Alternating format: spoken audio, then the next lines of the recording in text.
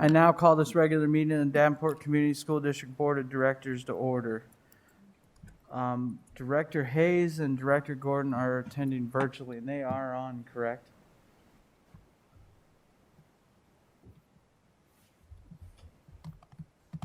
I thought I saw Director Hayes. Okay. All right. The first thing, okay, perfect. Thank you. They are attending virtually. Everyone else is here in person. I just wanted to note we are pulling the superintendent's evaluation from the agenda tonight, and it will be rescheduled. With that, would everyone please rise for the national anthem or the Pledge of Allegiance? You do that, too. I'm ready. Pledge allegiance to the flag of the United States of America and to the republic for which it stands, one nation, under God, indivisible, with liberty and justice for all.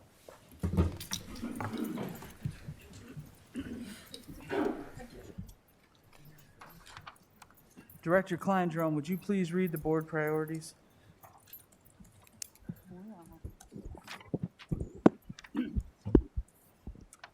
The Davenport School Board establishes the following priorities to ensure the academic success of all students, provide leadership and direction to improve the overall learning environment in our classrooms, schools, and district, including the health, safety, security, and happiness of students and staff. Direct and support actions, programs, and activities which reduce the impact of poverty on our students, their families, and our community.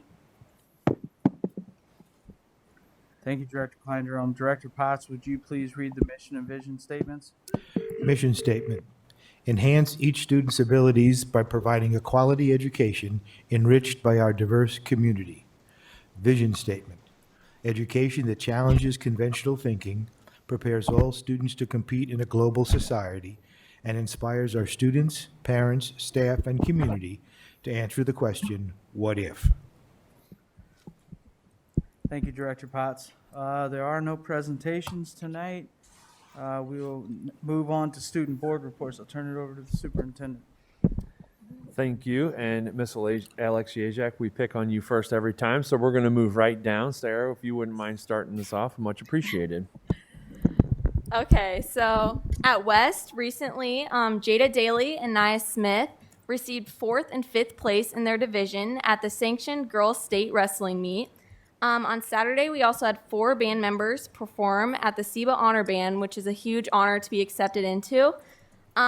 Moving a little bit from West, one of our feeder schools, Bluegrass Elementary, Miss Scott, the principal, and the DCSD Diversity and Equity team are working with the state's CPAs, which is a group of accountants who have reached out to bigger districts like Davenport in ways to educate students about different career paths and professions. They're working by giving out kid-friendly insight into accounting through the book, When I Grow Up, I Want to Be an Accountant, where words like accountants are brothers and sisters, work with sports and government, etc. And it's just a really great way for elementary level to connect and learn more about mathematics if they're interested in that.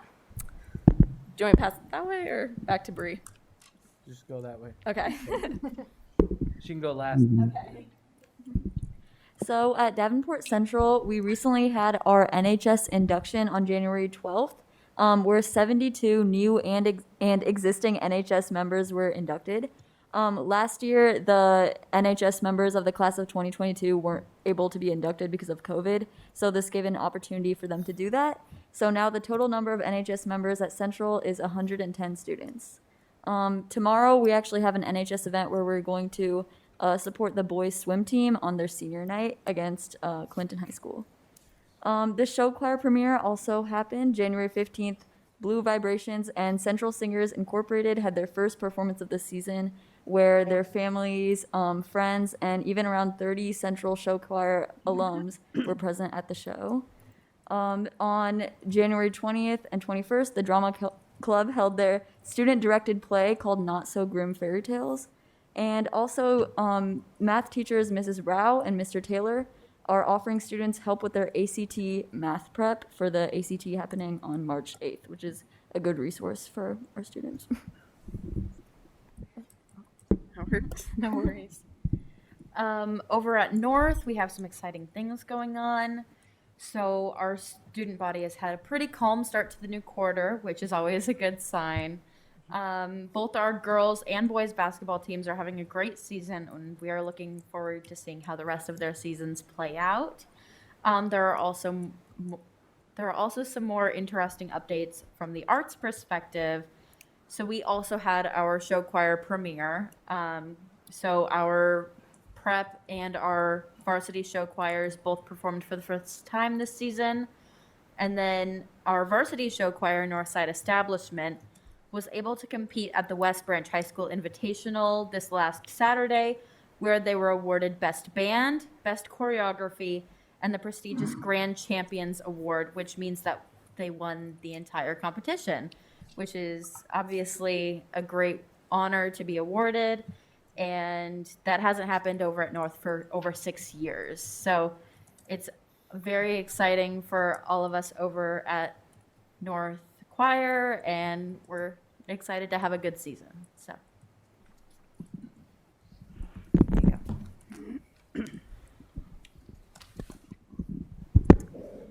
Yeah, I'm last.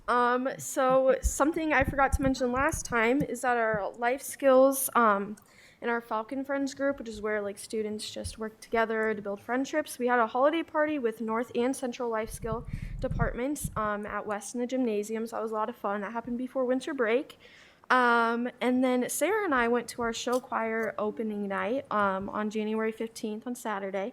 And I would just like to say it was awesome to see all of our show choirs, our women's choir, the men's choir, all of that, to see all the hard work they've done over the school year so far. It was really beautiful and amazing to see how much talent we have going on at West.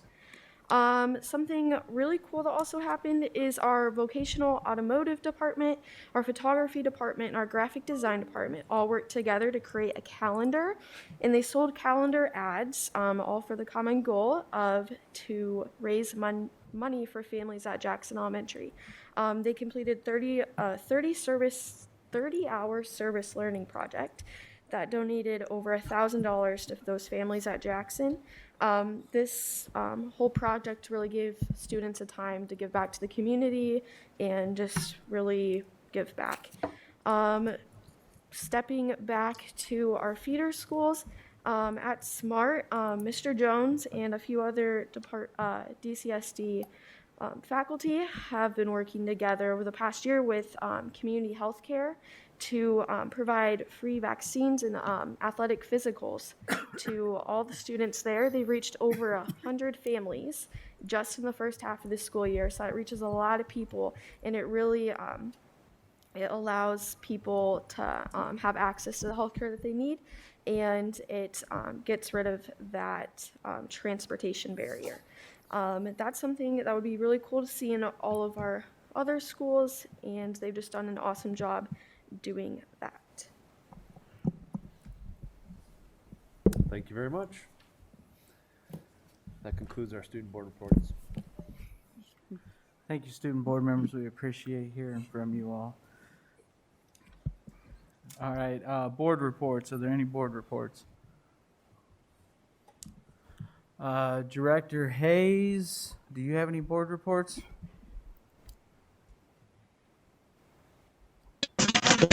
I would like to defer mine to if you can explain it, and if Director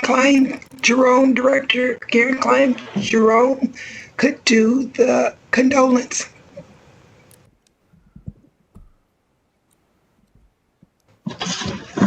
Were you able to get that? Okay. I I don't believe have, she's talking about the one you shared with us. I'm assuming that's what she's talking about. okay. You Do need you have that? something you want to say first, and then I'll, Director Gordon, do you have any board reports? I just wanted to share that last week I got to go to the Central High choral concert, and it was astounding. I am blown away at how talented our high school choirs are, especially with having the last 2 years with such short and unusual years. They really have made great strides this year, and it was really awesome to hear. And they had a really good turnout. And that's all I have to share tonight. Thank you, Director Gordon. Director Klein Jerome. Sorry, just had a brain freeze there for a minute. Yes, we'd like to offer our condolences to Joe Scott. He worked for our district. It was an amazing amount. He started teaching in 1958. He retired from Davenport. He came back to Davenport and worked an additional like 18 years. And the trees planted at West High School and North High School are mostly because of Joe Scott. He would get students interested and come in to plant trees on Saturdays. He taught foreign language, mostly French. And when I was looking at comments, when his obituary was posted, a lot of students in my class, way before you guys were around, that's what they remembered also was the tree planting and what a wonderful person he was. So we offer our condolences on Joe Scott. Thank you, Director Klein Jerome.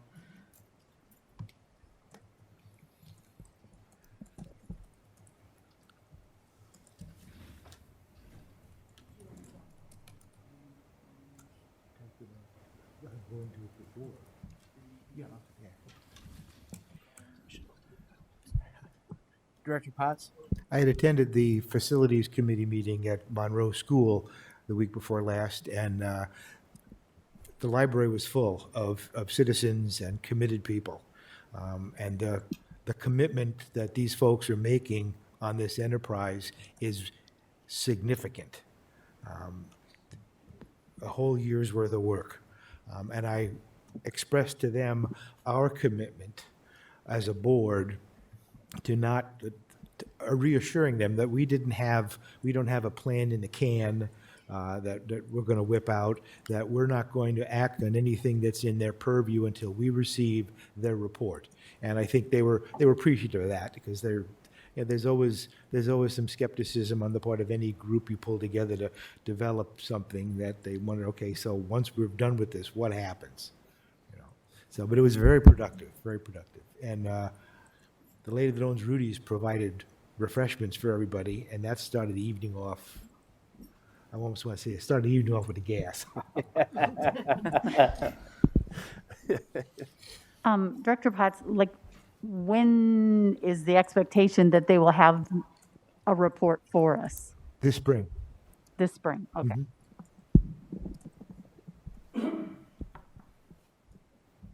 Any other board reports?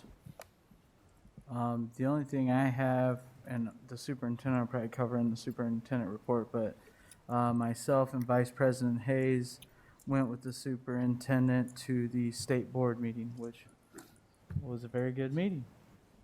And I'll let the superintendent talk more about that later. Seeing no more reports. I'll cover it then too.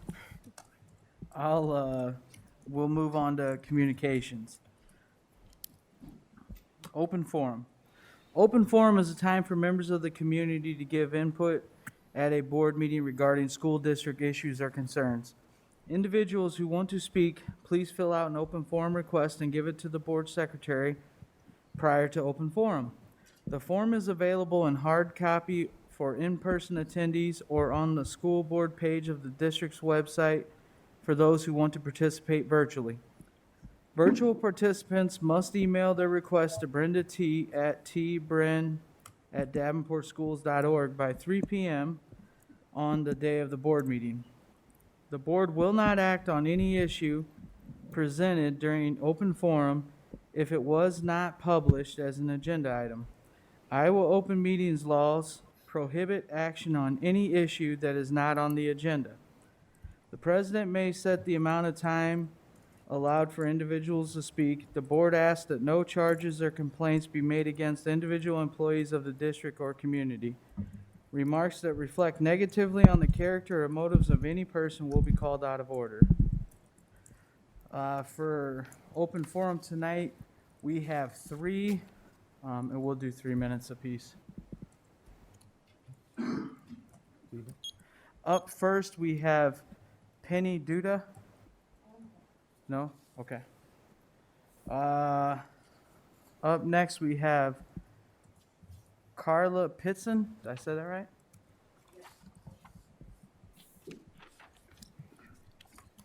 Carla Pitson, 1538 Wildlife Drive, Bluegrass. Can you push the button on your microphone?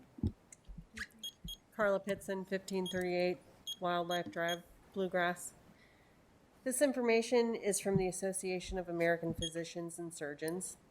Early in the COVID-19 pandemic, the WHO, the CDC, and NIH's Dr. Anthony Fauci discouraged wearing masks as not useful for non-healthcare workers. Now they recommend wearing cloth face coverings in public settings where other social distancing measures are hard to do. The recommendation was published without a single scientific paper or other information provided to support that cloth masks actually provide any respiratory protection.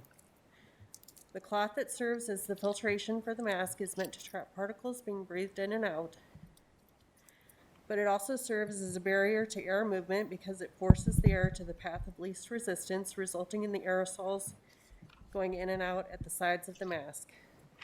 The first randomized controlled trial of cloth masks in healthcare workers in Australia found that penetration of cloth masks by particles was 97%. The virus may survive on the surface of the face masks. Self-contamination through repeated use and improper doffing is possible. A contaminated cloth mask may transfer pathogen from the mask to the bare hands of the wearer. Moisture retention, reuse of cloth masks, and poor filtration may result in increased risk of infection. A study of 4 patients in July 2020 in South Korea, known patients infected with SARS-CoV-2 wore masks and coughed into a petri dish. Quote, both surgical and cotton masks seem to be ineffective in preventing the dissemination of SARS-CoV-2 from the coughs of patients with COVID-19 to the environment and external mask surface, end quote. Reported by dentists, wearing masks increases dryness, which leads to decrease in saliva. It is the saliva that fights bacteria. Result is decaying teeth, receding gum lines, and seriously sour breath. Gum disease or periodontal disease will eventually lead to strokes and increased risk of heart attacks, end quote. Thank you, Ms. Pitson.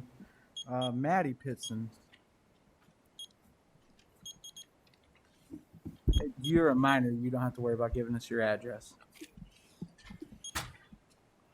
I came to speak today because I want to mention some reasons why masks are ineffective and unnecessary. First off, if a student sneezes, the larger droplets linger in the air a shorter time period than the small particles, so the small particles have a higher chance of being collected by other objects as well as other people.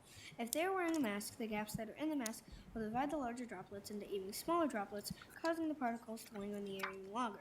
Also, I wanted to mention that washing your hands is better than forcing us to wear masks, yet in Davenport West High School, their sinks did not work at one point, and the sink didn't work in one of the bathrooms in my school either.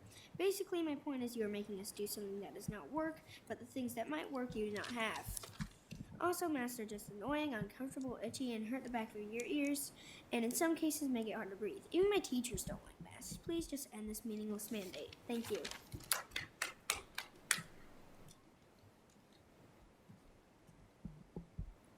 Thank you, Ms. Pitson. All right, we will move on to the consent agenda. May I have a motion on the consent agenda?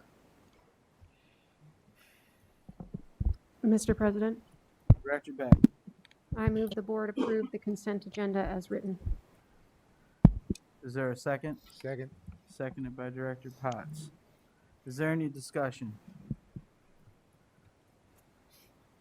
Seeing and hearing none, I'll call for the vote. Director Beck? Yes. Director Potts? Yes. Director Gordon? Yes. Director Poston? Yes. Director Klein Jerome? Yes. Director Hayes? Yes. Yes. My vote is yes, motion carries. May I have a motion on approval of bills? Mr. President, Director Beck. I move the board approve the following resolution. Resolved, all claims presented to the board having been duly certified as correct by the treasurer, reviewed by the administration and board members, and they are hereby audited and allowed as just claims and warrants drawn on the treasury for the several amounts. Further resolved, the payment of claims and salaries be approved as presented for the periods of January 5th, 2022 to January 18th, 2022. Second. Seconded by Director Poston. Hang on one second.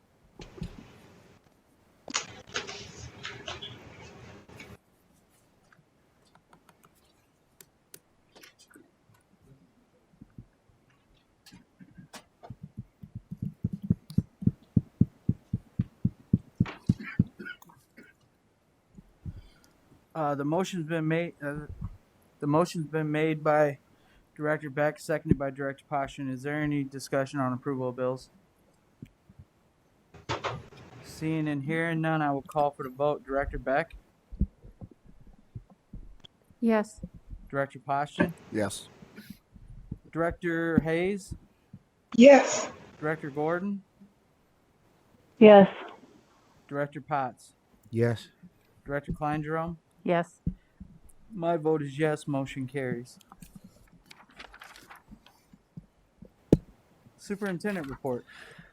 Thank you, President Goza. Last Thursday, President Goza and Vice President Hayes and myself were in Des Moines for the state school board meeting, where we presented our Davenport plan as usual in their usual routine and cadence, where we discussed the visit that the 4 state school board members had with Davenport Community School District, and reviewed a couple of highlights from previous months. The comments that were made, there was a completely different tone, as many of you have watched that meeting, and they were much more complimentary of the things that are occurring, and the report that we turn in is considerably greener than it has been in the past, and so the comments were very positive.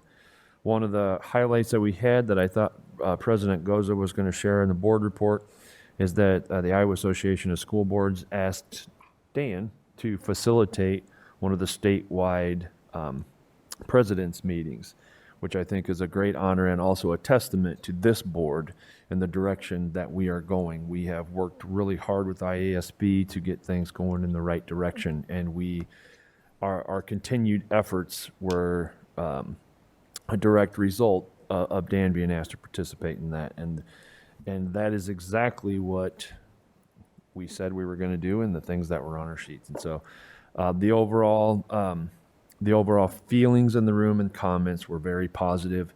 And one of the school board members that was present in our district had stated the conversations are drastically different than they were a year ago, and that's what I want to relay to our community, is that we are heading in the right direction, and we are working our plan. And so that concludes the superintendent's report for today. Thank you, Mr. Superintendent. Committee reports. You guys got anything for LZAC or anything? You haven't had a meeting yet? No, the policy committee meets this week, so. What about LZAC? LCAC didn't meet this month. We'll meet next month, so there's nothing to report there. Okay. For legislative advocacy, neither Director Posture nor myself were on the meeting about the day at the day with legislators on President's Day for the students. But you and Brenda were on that meeting. You want to share that? Absolutely. So this morning we met with Margaret Buckton to plan out the day on the Hill. And unfortunately, with COVID and the restrictions that are placed on the Capitol. Oh, okay. Thank you very much. Where our students take the bus trip to the Capitol. So we're suggesting an alternate meeting where we meet in the morning before our local legislators have to go up to the Hill. And prepare our students for questions. And so we'll do a very similar format that we did with our legislators, to where we'll have a breakfast. We will invite them to come in. Margaret Buckton will pre-meet with our government teachers and then see what the interest is. And Margaret Buckton is working to see if the governor can come on shortly after our legislators are interacting with our students. And then that will give them plenty of time to get to the Hill for their 1 o'clock session that day. So right now we are working to put together logistics for that. We felt it important, instead of canceling it, we decided to try and find an alternate way to keep that day, because that's really important to us and our students to advocate, to interact with their legislators. And our legislators in this area, they care deeply about our students and about the programming inside of our schools, as evident in our most recent legislative lunches. Thank you for filling us in on that. Did you have anything you wanted to add?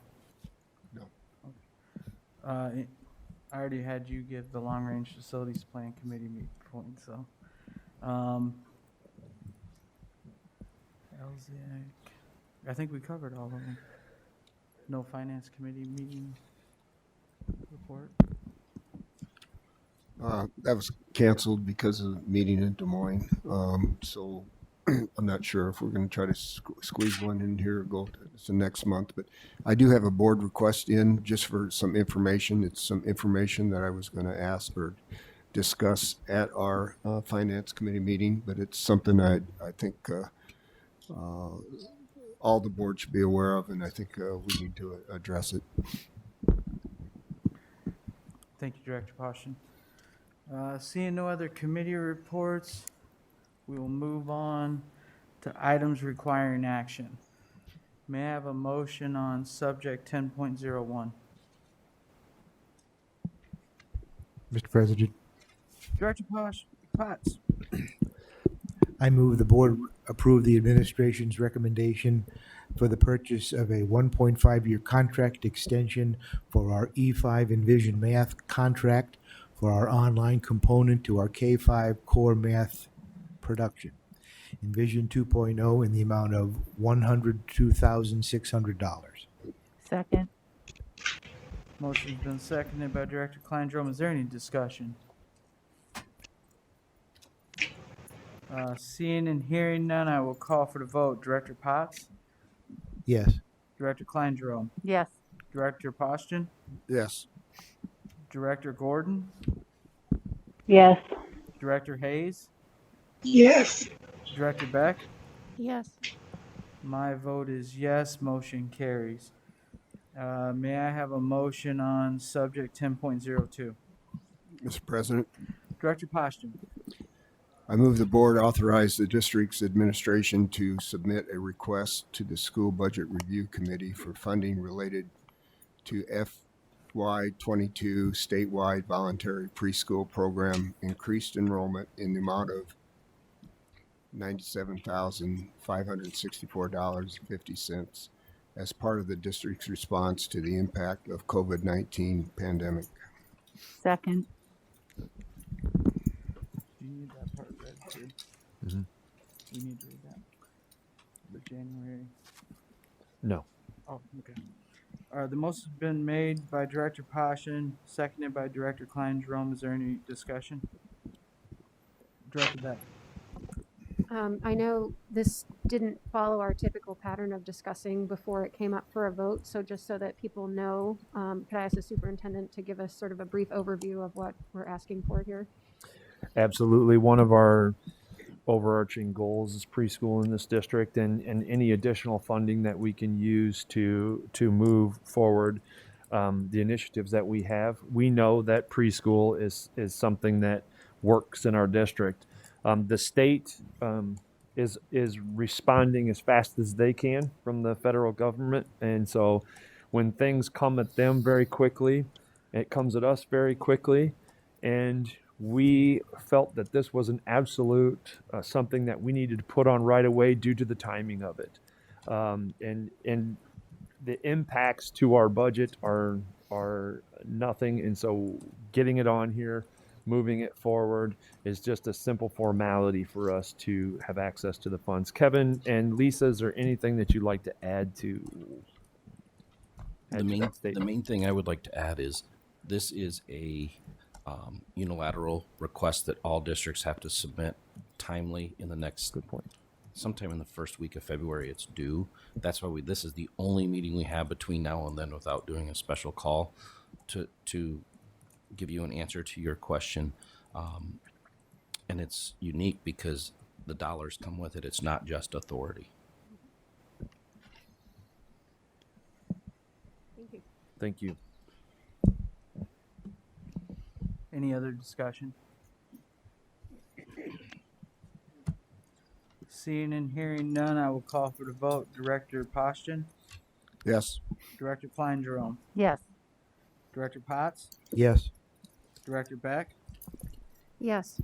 Director Hayes? Yes. Director Gordon? Yes. My vote is yes, motion carries. On to discussion items. Up first will be subject 11.01, update on special ed compensatory education hours. I'll turn it over to the superintendent. As a part of our regular update for special education, we feel it important that the board have a regular update on our compensatory education in the minutes and where we are. So Susan's with us tonight to give us an overview. So thank you for being with us today, Susan. You bet. All right. So I know you have control over this, Brenda. Do you mind going to the next slide?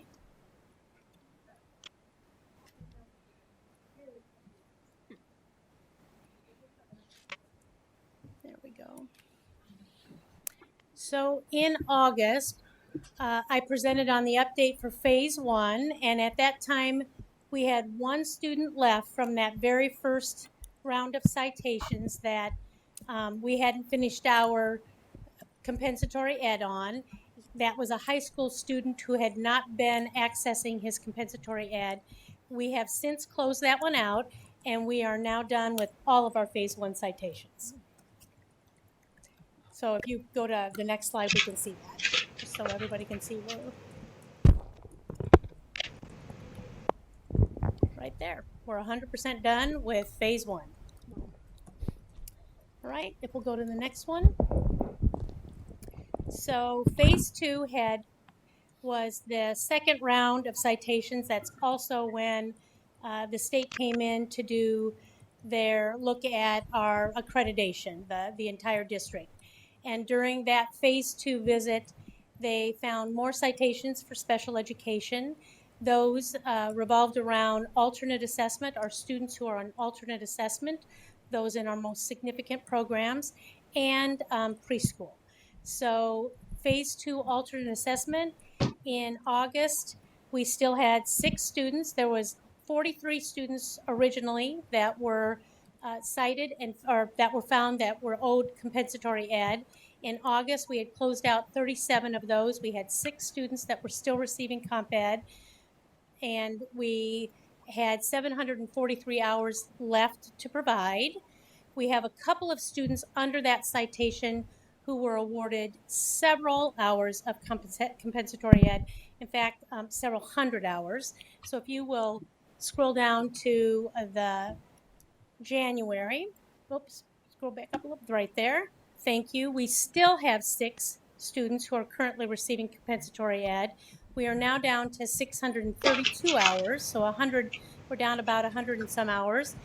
Again, there are a couple of students within that mix that we will be providing compensatory ed on for at least the next 2 to 3 years.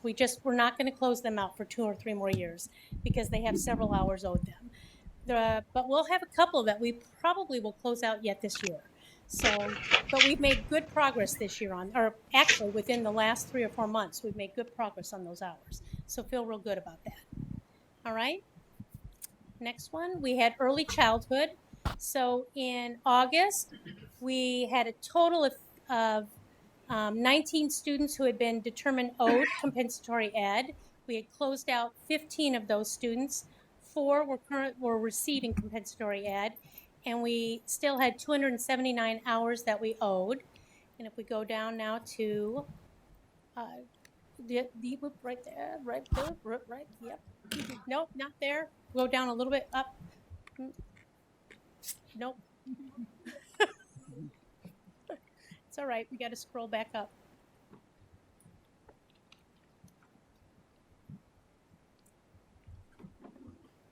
Keep going. One more slide up. And thank you, right there. So as of last Thursday, we were down to 3 students that we owe. We had closed out one more student, and we are down to 239 hours. I don't know what happened there. But we're down to 239 hours. And we have one more student that I think we will be able to close out within the next few months. And again, we had a couple of students there that we owed lots of hours to. And when we originally had the citation, then COVID hit and we had parents who had asked that we hold off providing the hours. So we just started providing hours on one of those students. All right? But we're making good progress. So then in August, I provided you additional data that we hadn't provided to you before on other students that over the last couple of years, we have been doing fidelity checks, right? We've been following up regularly, consistently. We have special education facilitators that are assigned to our buildings, and they on a regular basis, along with their AEA counterparts in the buildings, do fidelity checks over IEPs to look for continued or sustained compliance. And there are also some other situations as we follow up, or sometimes other incidences that we become aware of. And when we come across situations of noncompliance that we think are pretty significant, IEP teams meet to determine if we owe compensatory ed. And in August, there were 59 students as of that time that IEP teams had determined we owed compensatory ed, and for a total of 1,500 or so plus hours. And at that time, we still owed about 632 hours, and we had 6 students that we were providing those services to. We had a couple of students within those 6 that had several hundred hours. So again, going to be a few years before we get those done. And one of those students, the parents would only allow us to provide the services in the summer. So again, it's going to be several summers before we get those hours done. And if you'll scroll down. And since that time, we are now up to 64 students. So we have found a few other incidences since August. We have also closed out a few more cases. And it increased to 2,200 plus hours. However, we've also provided several hours, so we're at, again, about 677 hours that we still owe. And that is where we are with compensatory ed, so I'll open it up for any questions that you guys may have. Director Beck. So just want to make sure that, first of all, it's good to hear that we've got one set closed out and the circle's green now. I appreciate you giving us this other non-compliance update. The way I'm interpreting it is that we are continuing to check up on our own processes, and where we see mistakes or things falling through the cracks, we are following up on those. And so it's not an outside entity telling us that we need to do this work. It's us doing it on our own and making sure that we're following the appropriate procedures and policies. And so I appreciate that, because one of the first things that we all asked when this initially happened was, how are we going to know that these changes are going to stay in place? And so this is reassuring. And it's not always pretty to say we found some more, but the fact that we are doing the work to make sure that we are following through properly, I appreciate that. And thank you for sharing it with us. Director Poston. You mentioned a number of students where you owe several hundred hours. Did that happen because of how they were, what category they were put in, or how did that many hours get accumulated for an individual? So honestly, that was determined by the IEP team, which included the parents, the special education teacher, general ed teacher, could have been AEA staff along with and the building principal, and they looked at a variety of data points, and from their perspective, when they looked at all of that, they determined they looked at student progress, lack of progress, multiple factors. They're the ones that determined that that's what they felt that the student was owed. Another IEP team might have come up with a different set of hours, but we go with whatever the IEP team determined. So, I mean, were there students where they were not involved at all? That they weren't identified, and so they were not receiving any help as far as the IEP? Was it just like a student was totally missed? What you mean? Is that why they got that many hours? Yes. No, all of the students had IEP services. It just really depended upon the situation and what the noncompliance involved. And so it was that. If it was a major mistake, maybe, I don't know. That depended on the IEP team and what they determined. And it would be very hard for me to, I know what the circumstances were. It's hard for me to go into that detail without providing identifiable information for that student, and I wouldn't want to do that. But good question, yeah. Director Klein Jerome. Could you explain the alternative assessment? We just didn't provide an alternative assessment for these students. Is that why we were cited, or? So that was actually a continuation of our placement decision. And so students on alternative assessment are students with significant cognitive disabilities, meaning that we put them in a self-contained classroom where they were provided instruction on alternate core, right? Not on the essential elements, not on Iowa core. And so they weren't in our general ed classroom actually the determination was they should never have been in those classrooms, and therefore we didn't provide them instruction. They shouldn't have been identified for alternate assessment. That's the. Okay, thanks. That was the incorrect placement, yeah.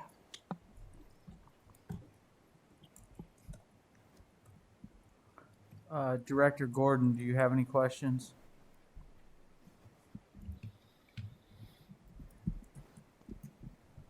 I'm still thinking. I'm not positive that I don't, but I'm not sure that I have one right at the second. Okay.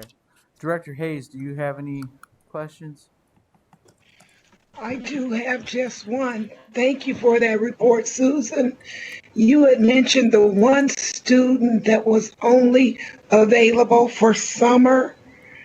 Can you give an approximate breakdown on like how many hours a day or a week is that student afforded to get all those hours made up?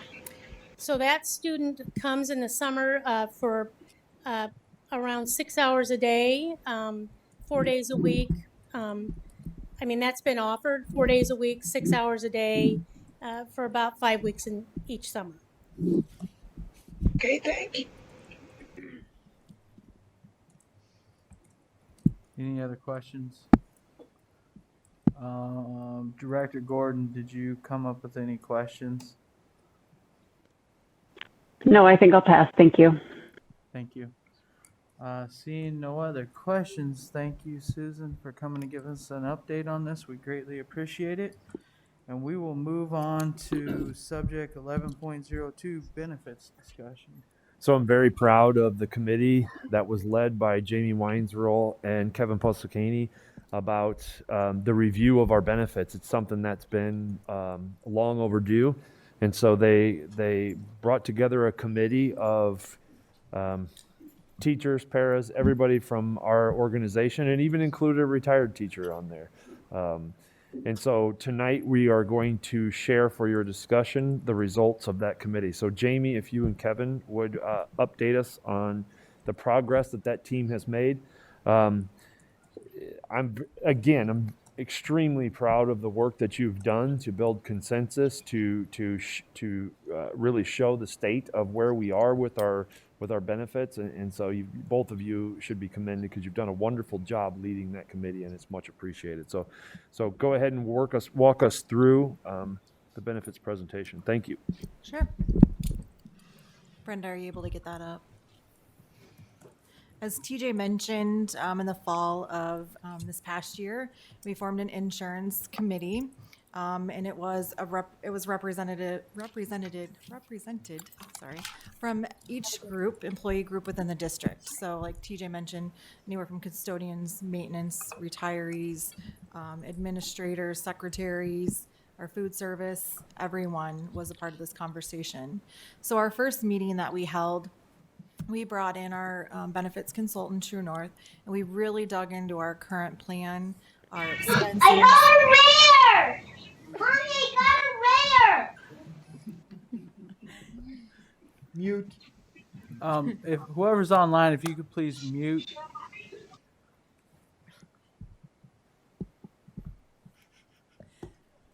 So in that meeting, we really dove into what our insurance fund looked like. And then also as part of that was we had just as we came out of negotiations last year. And when we look at a total package for our employees, that includes the insurance costs. And as we dug into our current plan and going back to some of the previous behaviors, like insurance holidays that had been taken and that money coming out of our fund, we're not able, with what we're spending on our insurance with our current providers, to be in a good financial, fiscally responsible place with our insurance fund at a very fast clip without significantly raising the rates for our employees. And it's not only, it's the rates for the district as well as the employees. So after that meeting, it was, okay, well, now what are our options? And so True North went back and did some digging and looked at Wellmark. So True North works with other school districts in the state of Iowa, and Iowa City had transitioned to Wellmark, so a large school district, and had a lot of success, and we're starting to see some cost savings. So we started down that path. And that was something that the committee was interested in doing. So our final meeting, what I'm presenting on, is looking at the plan comparisons between Wellmark and United Healthcare, and the final slide will show the dollars and cents. So leading up to it, if we were to change from UMR to Wellmark, what would stay the same? We would keep our deductibles the same, our out-of-pocket max, co-pays, co-insurance. So we're not looking at changing our current plan design. Something that would change under Wellmark, the chiropractor and physical therapist network is wider, which has been somewhat of a problem for our members through UMR. And then also Wellmark is known to process claims much faster than our current provider, which is a huge customer service factor for our members as you wait to get your claims processed and not knowing how much you're going to owe your physician or what they're going to pay. And then also, as we'll see in our last slide, our greater discounts with Wellmark. So the punchline is there's a cost savings that can be seen by both the district and the employees. So the next question we had was, okay, if we were to move to Wellmark, what does that do for our current employees and our members of our plan? So what True North did was Wellmark completed a disruption analysis. And what they do is they go through all of the claims to see how much disruption there would be by providers. So when we look up there, you can see that 98.22% of our members or the claims would not have any disruption. So that's according to our consultants, some of the best numbers they've seen. So it's showing if we move, there's not going to be a lot of negative impact for our members on our plan. We can go to the next one. So that was really to make sure that we weren't causing undue hardship with large groups of employees. Part of the change would be switching our prescription provider from Elixir to Med1. And the changes really have zero impact to the members themselves. You still have your insurance card and your copays will be the same. But behind the scenes, the discounts are better than what we currently have. So alone, the Med1 could offer $20,000 to $30,000 savings by just utilizing their network. And then there's also network optimization. So there's a lot of employee education about using lower cost pharmacies. So some of your big box pharmacies, they're on every corner and it's the ease of use. You go there to get your prescriptions and we all that are on the plan pay the same amount. Behind the scenes, those larger big box pharmacies are charging our plan a lot more. They kind of equate it to some mob mentality, organized crime in the pharmaceutical industry. So really, with the Med One, it's more of a transparent, we can see what we're paying and what the actual costs are, whereas right now it's a shell game. And then there's also a copay assistance program and allows the plan to capture available manufacturer assistance dollars. So if we're able to capture that, that goes back into our plan and we're not spending those excess dollars. Go to the next slide, Brenda. The one thing that the committee got really excited about are there's some additional prescription plan changes that we can make to save even more money, but at this time we decided to hold off and not do too much change all at one time. So really what it comes down to is managing our drug utilization. So it's been a pretty free, we've had a pretty free plan as far as prescriptions, and it's not to take away from anything, but there's like low value drugs. A clinical team goes through and identifies those generics first instead of always getting your new up and coming prescriptions. If generics come out and they're available, there's that type. And then some looking at your types of prescriptions that are being written by your doctors, just doing some more consumer driven type decisions. And those were all things everyone was excited to do.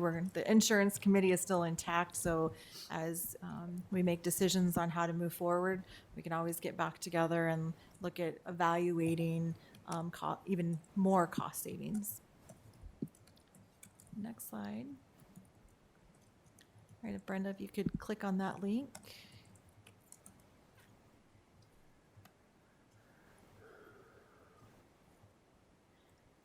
And if you will go back to the tab that says comparison, it actually consolidates the without and with changes. So this is what True North did for us. There's a section on if we didn't make any changes, what the plan would look like, as well as insurance increases to the district and our employees. And then there's down below a section, if we do make the changes, what that does. What you'll be able to see is our trust balance, our excess funding, and our trust balance. It's going to take us longer to become more fiscally responsible while we're all paying more to get there. And if you look at for the 2023 year, if we don't make any changes, then we're looking at a 6% increase on insurance. If you scroll down, Brenda.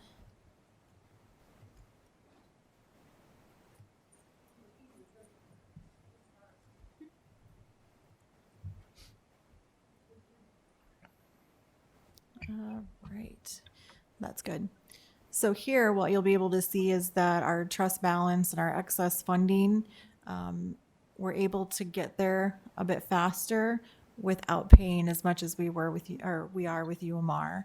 And you can see that we still have to have an increase because our fund, like I mentioned, some of the past behaviors have negatively impacted that fund. So we would still be looking at a 4% increase in insurance, even with the change. And then Brenda, if you click on the proposed changes in impact, you can actually see where the savings comes from. So you'll see for the comparison between Wellmark and UMR, under the administrative piece, Wellmark is more expensive, but you'll see that like telemedicine, something that our employees have been asking for, is included in that administrative fee. The stop loss is actually cheaper. And then where you're really going to see the savings is in the billed claims. So you can see our discount with Wellmark, it would be 53%, whereas our discount with UMR is 51.2. And then over on the right, you would see our savings with medical is almost $1.1 million, and our savings with the prescription change would be $363. And when you take out the additional administrative fees, what we come up to is a savings of $875,000. Now, that's not just for 1 year, that's year after year.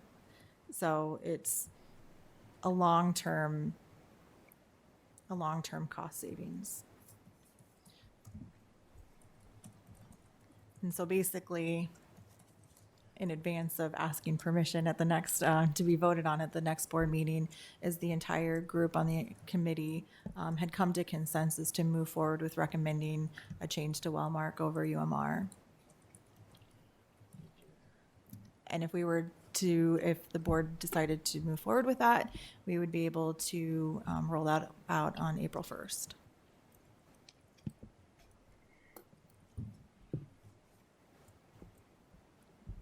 You want our input now?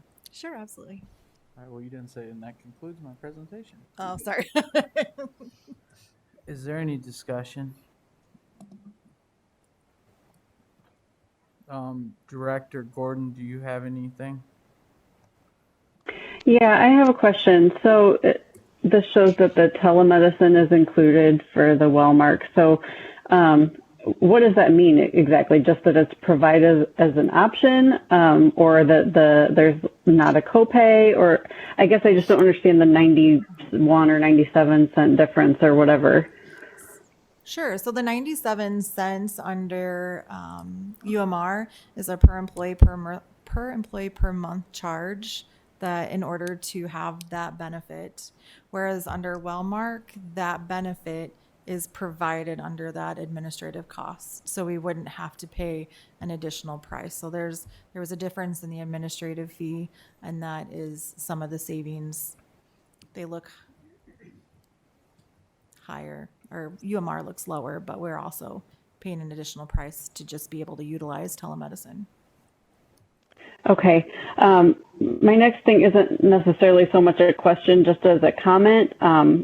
Due to the attendance policy that recently changed, I've heard from several staff members who are concerned about the increased need for doctor visits with the new attendance policy with 1 day instead of 3 day, needing doctor notes and whatnot. And so I guess if we're concerned about saving money on insurance, if our staff is going to have to go more frequently to a doctor, whereas before they may have stayed home, wouldn't that ultimately raise our insurance costs regardless of what we're using? I guess that was a question, but do you know what I'm saying? Does that make sense? Yeah, I think there's a misunderstanding about what went out to the district, and I've made some clarifications with the building secretaries that handle attendance. We're not expecting, and I even mentioned it in the principals meetings, is that we're not expecting that every time someone is sick that they go to the doctor. But if we get into a situation where it's in some cases over 3 days, it can become an FMLA situation.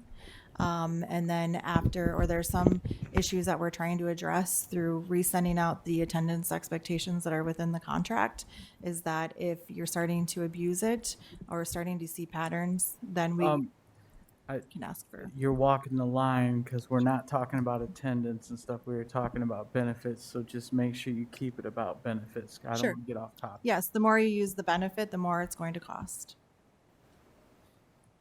Thank you. Hold on. Director Hayes, did you have anything? Just wanting clarification.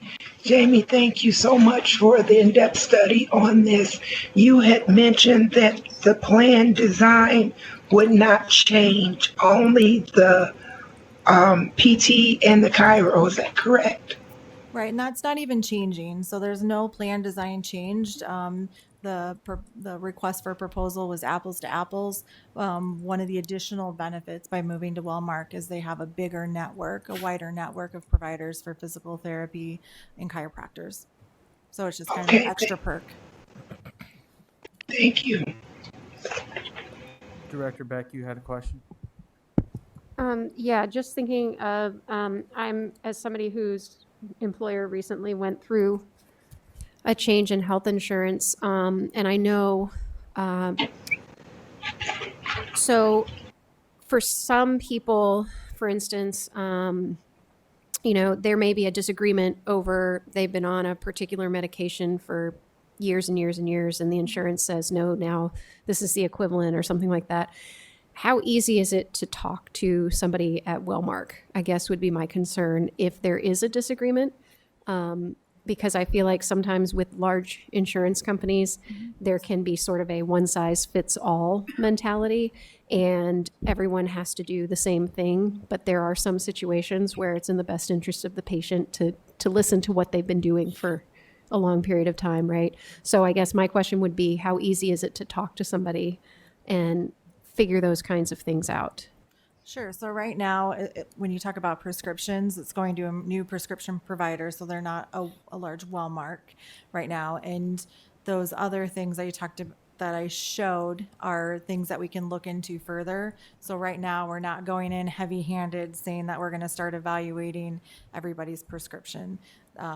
That is something that down the road, looking at our larger, expensive prescriptions, that we can start digging into, but that's not anything that's part of this at this time.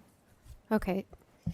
So basically, if somebody is concerned right now, it's a matter of they should be getting the same thing that they're getting now. Mm-hmm. It may come from if it's a prescription, it may come from a different location, Mm-hmm. but it should be the same thing.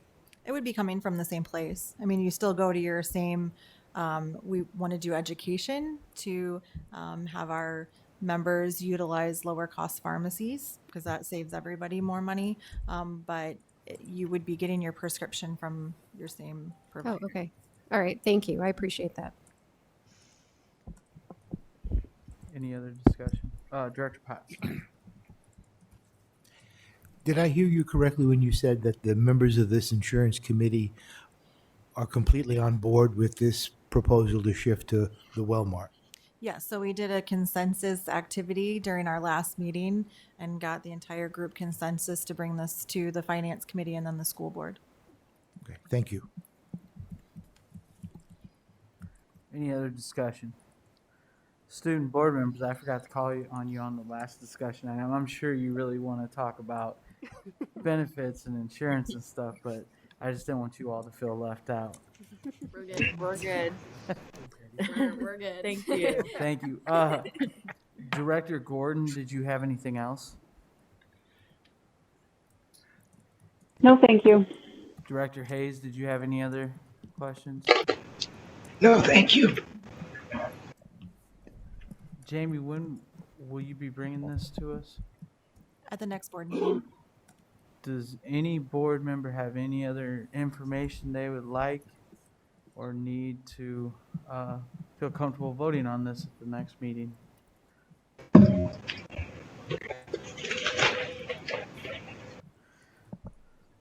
Thank you, Jamie and Kevin. Thank you. Appreciate it. We will move on to the next subject, 11.03. The next two, actually, the next two, I if you don't mind, fall in Gary Sloat's realm. And so Gary's going to explain the next two to us. And Lisa, please feel free to jump in on anything that you hear or share. Hello. Thank you, Gary. Pleasure to be here. Right now we're talking about the E-rate WAN connection, and this is an annual thing that we do, but we do it for different terms of contract period. We found that over the last 20 years we've been doing this, the economies of the internet and data circuit market have fluctuated in such a way that it doesn't make sense to make a really long contract because the prices usually go down about 50% while the amount of bandwidth we get almost doubles. And so we found that for the amount of work it takes to get it done, the amount of change it does to our district at that time period, a 3-year period is an ideal window to try and figure out what the best pricing for the district is. And so that's what we're asking for at this time. In the past, bandwidth has always been a concern, and as we've grown as a district, technology and everything, we've tried to step up all the things that we need to do to make sure that we've got ample amounts of opportunity for our kids and their network and all the business that we have to do. In that regard, I guess I can tell you that we're in a very, very comfortable place right now. We've never had more equipment on the network than we've ever had in history, and we're still really not utilizing everything that we've got out there. But the capacity is there. Should things in the market change, we need to get more. We've got ample to hit the peaks and things that might come at us. And then we also have the ability to change our contract as needed with the vendors that we've had in the past. So I expect that to happen again with this. E-rate is a wonderful resource for us, given our home economic survey and the finances in city. We get about 80% of our costs covered by the E-rate program, and that allows us to pay the remaining 20%. So it's given us an opportunity to really take advantage of what we can do, and we've got a network that's really first rate going on right now. Given that, there is really no reason to change what we're doing right now as far as the amount of bandwidth we're asking for. I do expect that our cost for this will go down with these contracts, but the amount of bandwidth we're asking for is going to stay stable. Some of the bigger changes we are doing this year with the bandwidth that we're asking for is instead of going directly to the Mississippi Bend AEA for our internet, we will be going to Des Moines, where the AEA has taken up residency in a facility called IP Pathways. And so we will have a 5 gigabyte pipe going between Davenport and Des Moines, just like the AEA does. And that's going to make some of the things at the AEA work better, and we'll have some opportunities that we didn't have before. So I think it's a win-win proposition to align ourselves in this way. I expect that our cost will be in the neighborhood of $60,000 a year, and that's our 20%. With the vendor we've had to date, Mediacom has been willing to partner with us, and they put an SPI amendment to their contract so that they actually go to the government and collect these funds from the government, and they do that on an annual basis so that we don't have to pay the monthly fees. So it's a benefit for us to have that kind of a situation set up. We'll be continuing to try and do that. Mediacom has been a vendor for quite a while. There's some competition out there. It's going to be an interesting year to see who might come to the table with better opportunities for us, and we're always open to that. So do you have any questions?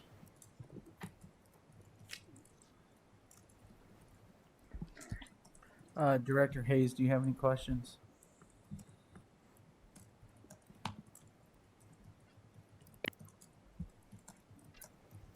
Director Gordon, do you have any questions?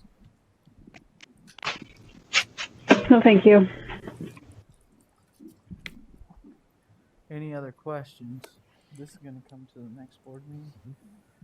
Any other information any of y'all need before voting on this next? I think every time Gary comes up here, it's golden when he presents it. So He dazzles you with data. that's it. Thank you. 11.04. Do you want to go ahead while you're up here? All right. I didn't know the protocol for that. We're also asking for the opportunity to seek bids on LIS security server system. We have a very robust camera system throughout the district, and we have had, and it's almost it's been a little over 5 years exactly now that we've had that in place in some capacity. At that time, that's about the time that half of our systems have been wearing out. So we've been working our best to get a refresh established, and I think we're at that point now. Pandemic and the change in staff and stuff kind of threw us off our timing on that a little bit, but at this point we'd like to replace 18 of the 30 servers that we have in the district with new ones. We expect that to come to about $125,000 is our estimated cost.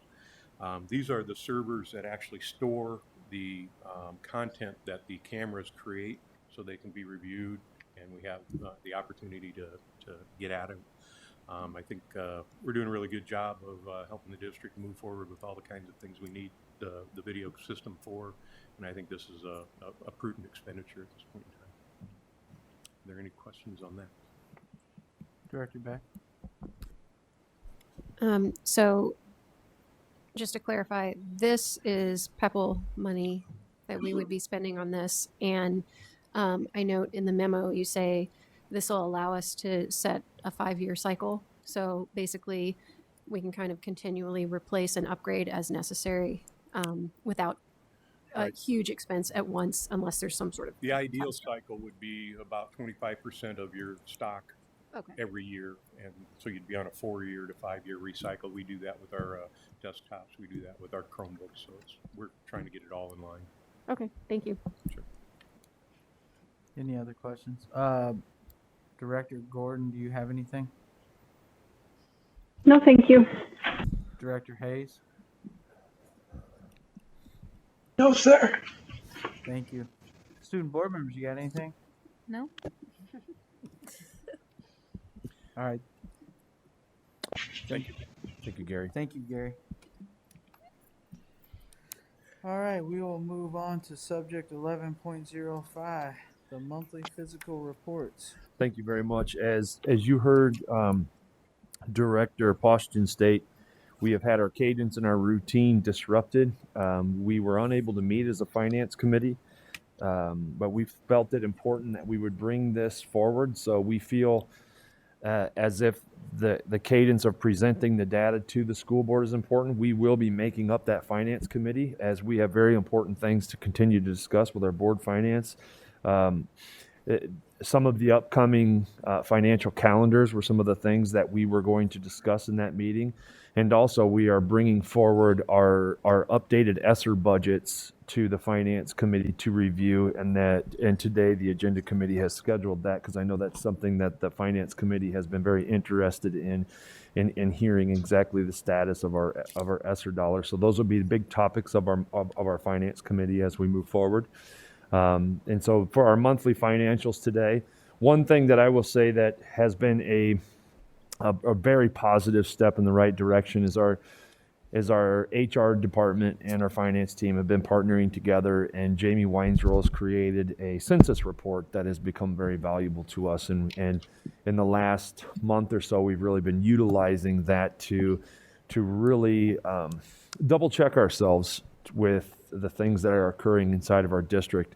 You know, the Forecast 5 has really changed the way we review our data and our line item budgets and things of that nature. But Forecast 5 is only as good as the data that we're putting into it. And so right now we're really working hard to double check coming into this very important season of checking our budgets, double checking our staffing levels, and moving into contract season. So, Kevin, with that being said, please walk us. Kent, Karen, do you have anything to add to anything, comments? Excuse me, choking on my lifesaver here. Anything before Kevin gets into his reports? Thank you. Okay, Kevin, go ahead and share our monthly financials. Thank you. Okay, thank you, TJ. Yeah, as he said, we got a little disruption, so we tried to go via email to hit the high points with the committee with Kent and Karen, and our agenda will be loaded going forward. If you can, we can start with the key measures report, Brenda. On this report, I highlighted some of the stuff in yellow. You have to remember, first of all, this is through the month of December. And so you kind of think, well, this is 6 months. This is a halfway point. Keep in mind, halfway point, calendar-wise, we're not halfway point through some of the salaries that are less than 12-month employees because they started in September, October. So this is a short 6 months. That said, we made a statement last month about why, I'll get to the next one in a little bit, but on the key measures, you'll see that our year-to-date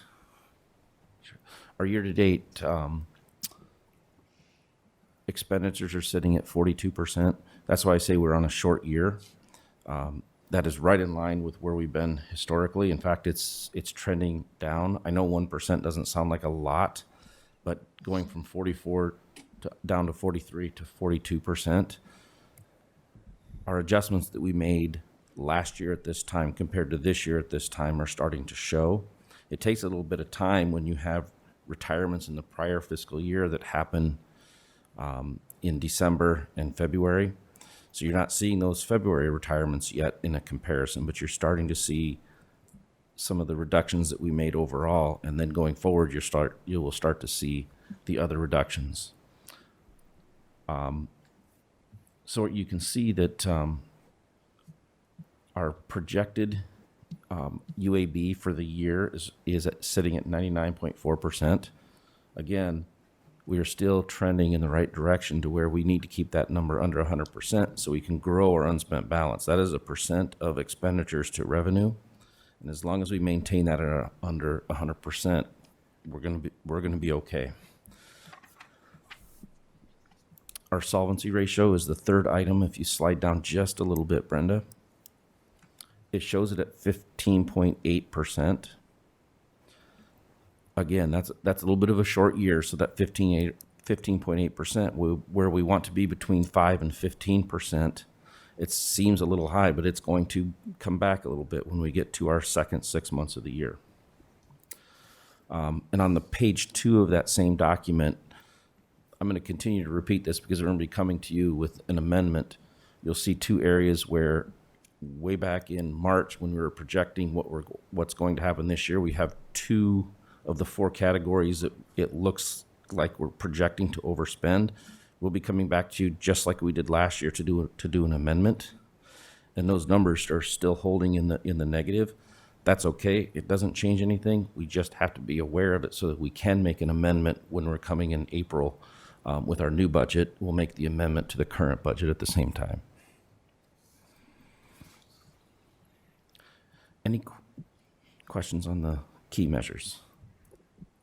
Director Beck. Yeah, and I know you've probably explained this before, but if we look at the first box, so the general fund unspent authorized budget, right?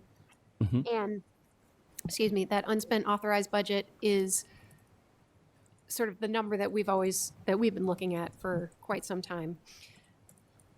The budget is in the negative, right? The red 3 million there, but the projected is in the positive.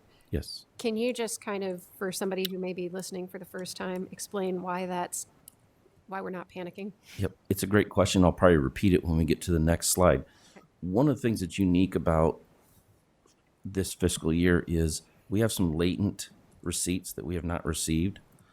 We did not receive as many of the federal funds through the state in the month of December.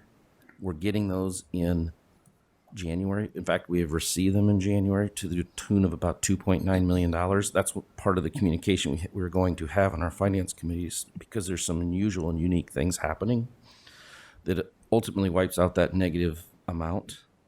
So it looks bad on paper, and I think that's a great question, and you'll see that on the next slide, and I'll just repeat that on the next slide if that's okay. Mm-hmm. Thank you. Mm-hmm.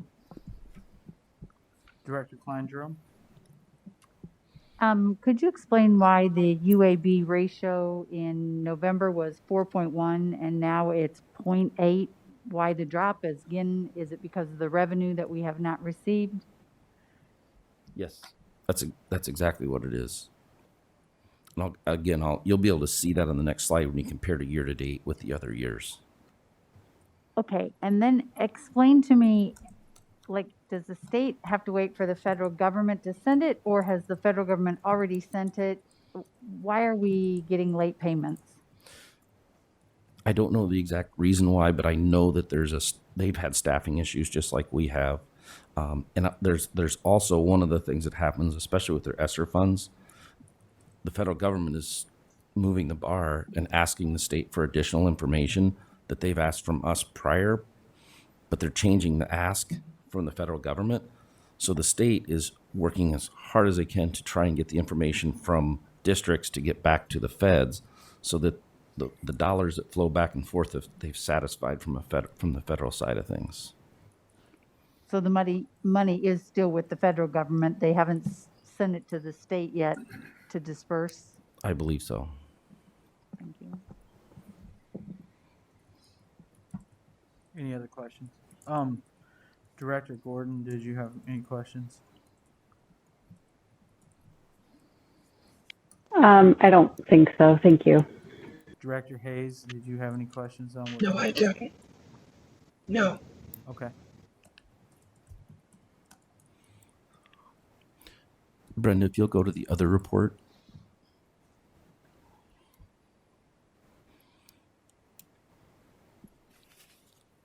So again, this report shows our through the month of December for this year compared to the prior years.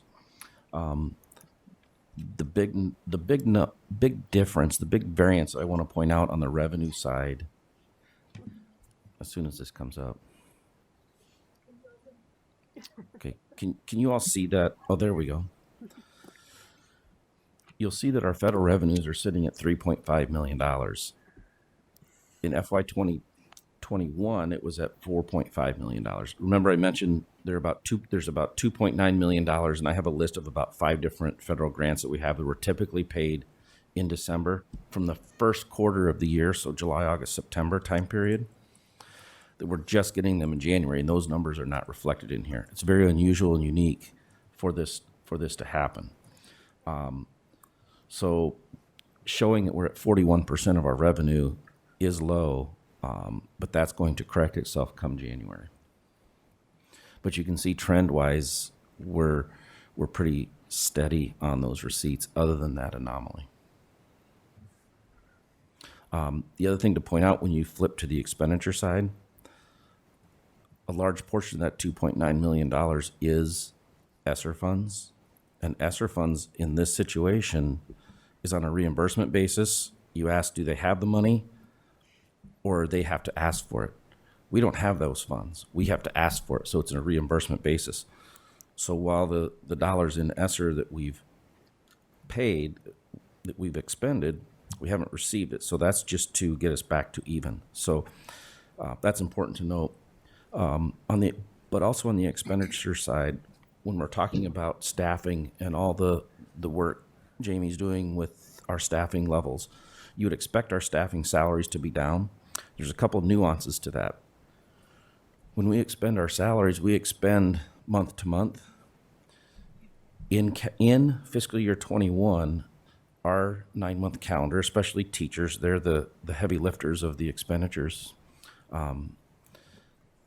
They started 10 days later in the fiscal year last year. As of December 31st, we are 8 days ahead of last year. So we have 8 days of the 185-day calendar is 4.3%. So we have 4.3% more of expenditures in our salaries compared to FY21. So even though we're showing about $800,000 more in expenditures, that's the main reason. We also had, if you remember, when school ended June 18th, 20th, in that range, when did we start summer school? We started summer school the last week of June, went all the way into July. When I asked payroll, show me the effect of what we paid for summer school this current fiscal year that we're in, we had over $400,000 of summer school expenditures. That number is in this $50 million amount for salaries. Typically, when you're out the first week of June, you wrap up summer school all the way through the end of June, and it's in that fiscal year. We spilled over into this fiscal year for summer school. So I know we had mentioned before that we're going to take a deeper dive in some of these numbers. That's the two biggest movers of that number. Conversely, what will happen too when we get into June, when we have to accrue salaries that we haven't paid but yet we've expended, you'll see a much smaller month of June this year compared to last year because we'll already have it expended. The good part of that, even with that, we're sitting at $1.4 million more in revenue than expenditures year to date, which is a tremendous trend that helps our solvency ratio. Remember, we talked solvency ratio is expenditures and revenue. That's trending in the right direction.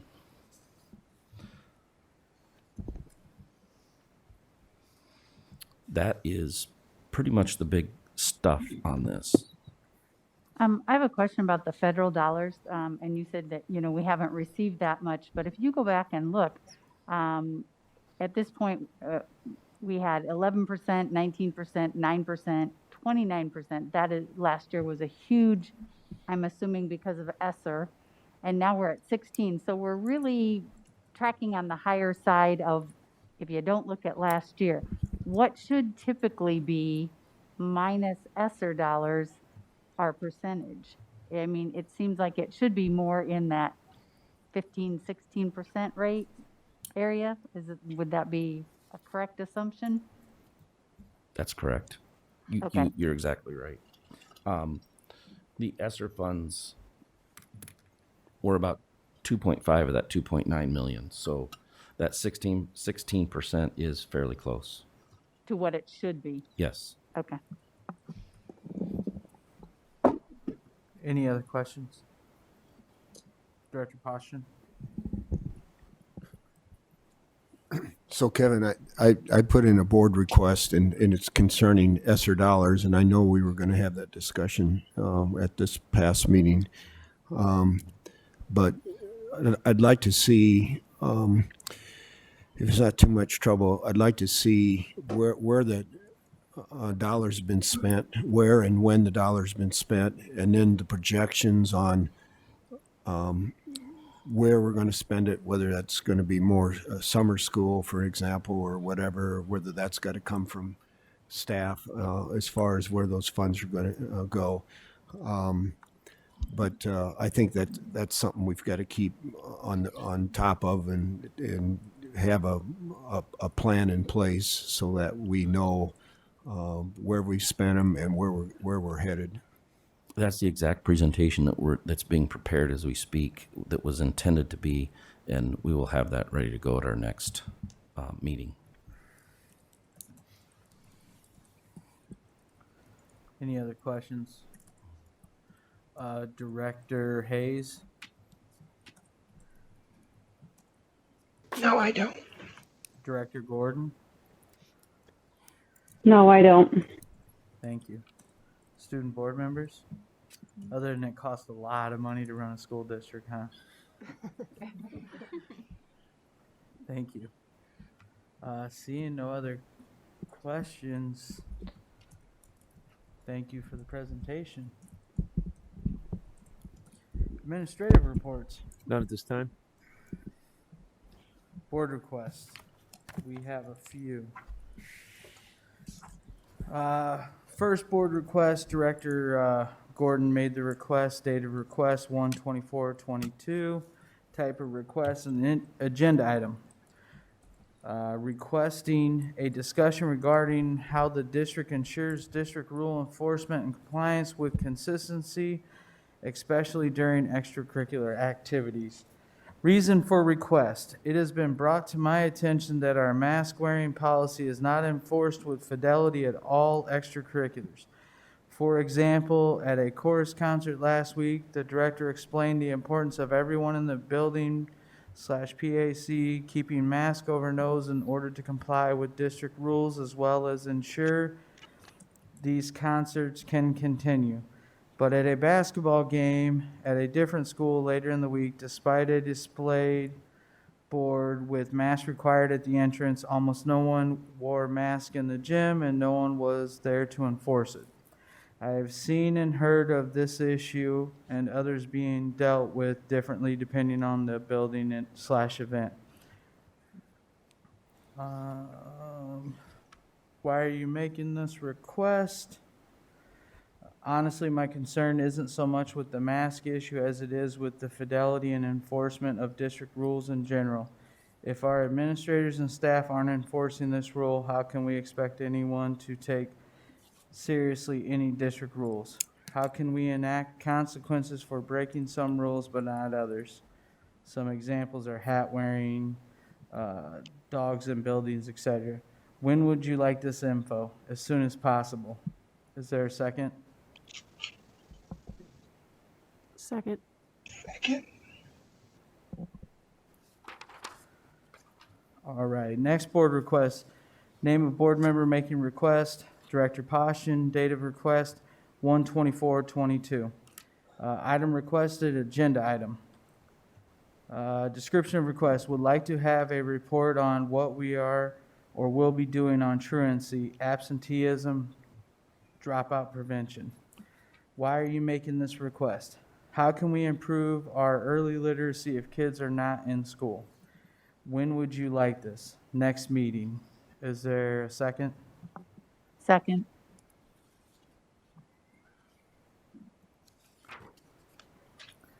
Next board request, Director Poston, date of request, 1/24/22. Item requested, agenda item. Description of request. Would like to have a discussion and vote on mask mandate. Why are you making this request? Having mask mandate has only hurt the district in open enrollment out. When would you like this? Next meeting. Is there a second? Second.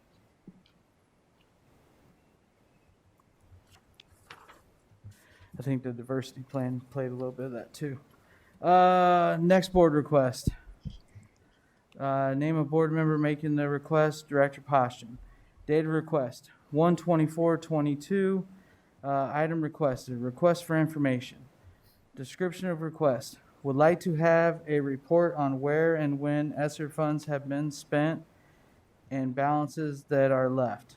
A projection where money will be spent. Why are you making this request? We need to know where spending will benefit the most students. When would you like this request, or when would you like this? Next meeting. Is there a second? Second. I think you're already working on the presentation for this. All right. Final request, unless anyone has any other ones. Name of board member making the request, Director Poston. Date of request, 1/24/22. Item requested, agenda item. Description of request. Would like to have a discussion on policy for selling assets of the school district. Why are you making this request? I have asked for this discussion on this topic for the last year and a half. When would you like this? Next meeting. Is there a second? Second. Any other board requests?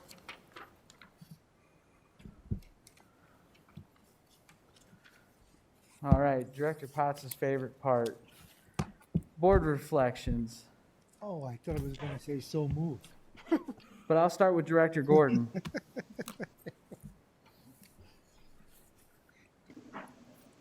I don't have anything to reflect today. Sorry, my brain is not fully here.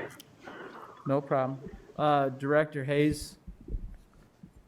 Not being able to see the student board members today, I was kind of excited with their excitement in giving their reports today. Everyone seemed to be so excited on the issues that they were taking place at their various schools. And also, I think it's great news that we're 100% through phase one with Susan's report. This has been a long time coming, and as we heard last week, that we were in a lot of green areas, which was a plus. But to hear that that's finally wrapped up, that was good news for me. Thank you, Director Hayes. Director Beck. For me, sorry, the first thing that stood out was the same as Director Hayes, was Susan Downs being able to tell us that we had closed out a number of citations from our original audit by the State Board of Education. And I think a second highlight of that report is that we're continuing to monitor that situation to make sure that we don't end up there again. And, you know, change doesn't mean anything if it's not sustainable. And so I think, to me, that's a real highlight, is that we're starting to see some of the results of all the work that we've been doing for the last few years now. So that would probably be my biggest one. Thank you, Director. Thank you, Director Beck. Director Poston. Well, two things. Again, the special education update, and then I want to thank Kevin and Jamie for all the work that they put into on the benefits discussion. I don't think people realize how much time and effort that took, and so I thank you for that. Thank you, Director Poston. Director Klein Jerome. I appreciated in the student board reports that you also included feeder schools. That was nice to hear because it's not necessarily something that we're going to hear about. So I appreciate that you include them as well as your own schools. I like the fact that we are going after those funds for preschool because I think that's very important. The special ed progress is great, and that we are monitoring our own IEPs is also terrific. And I also want to commend the LIS department. I think they're on top of things. They're looking for ways to save us money, but also to stay up to date on the technology. So I think they're doing a good job. Thank you, Director Klein Jerome. Director Potts. I had two things that kind of stick out. One, the benefits report, because it's an example of the culture that we're trying to establish where we include the people who are going to receive this benefit in developing the parameters of the benefit. And when you get a committee as broad as that says, yes, we recommend this to us, that's a relief in terms of our responsibility, because we've solicited input and are acting on it. Second thing I love hearing about the music programs at the schools, because the music programs in this district are one of our hallmarks. It's one of our flags that we need to fly. And I said it before, we don't herald our positives. We don't focus on the positive things that these kids in high school and to junior highs are doing. And it's crucial. It's crucial. If we're going to ultimately solve the enrollment issue. Thank you, Director Potts. Student board members, we'll start at this end over here. So I actually thought that the benefits discussion was really interesting. So just thank you for that. It's always interesting to learn about, especially being on this end and just hearing about everything going on. So I just thought that that was really beneficial for me, at least. And then hearing about the special education update, I thought was great. Obviously, I don't have very much prior experience with hearing about it, but I thought that the progress made was just great to learn about. And then I obviously love hearing about what the other schools are doing. We don't get enough interaction, I don't think. So being able to learn more about just the smaller things is always a pleasure of mine. So thank you.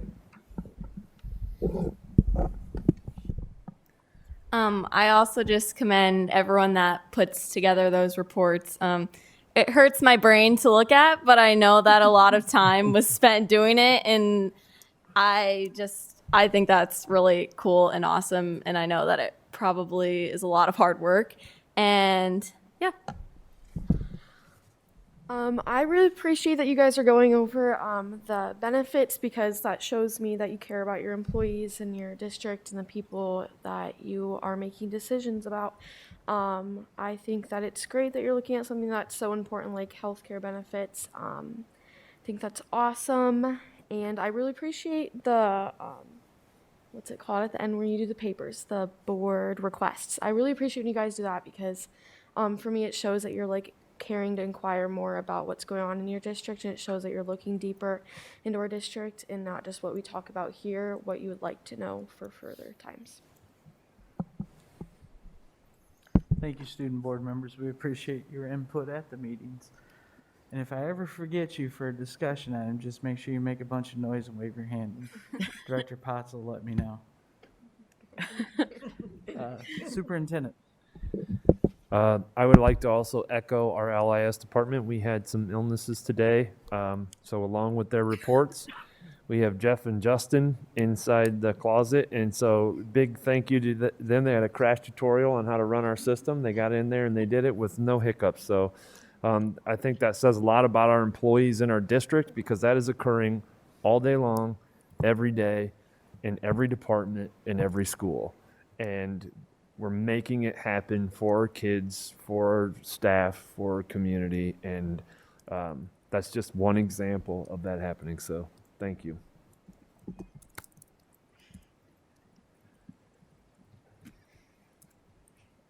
I wasn't expecting anyone to commend the LIS program, so that's what I was gonna do, and now You should get an multiple of you opportunity to did go it. first sometimes too. I guess, apparently.